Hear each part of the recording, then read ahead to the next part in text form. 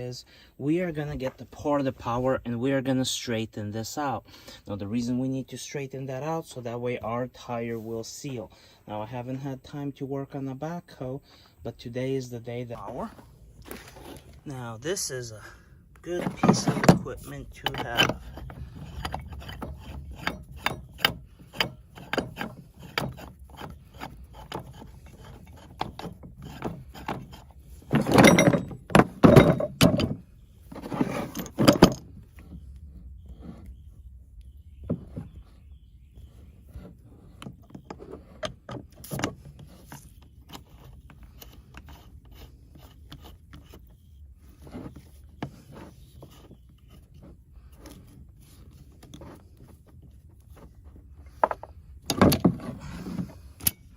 All right, so let me set you guys up. So I'm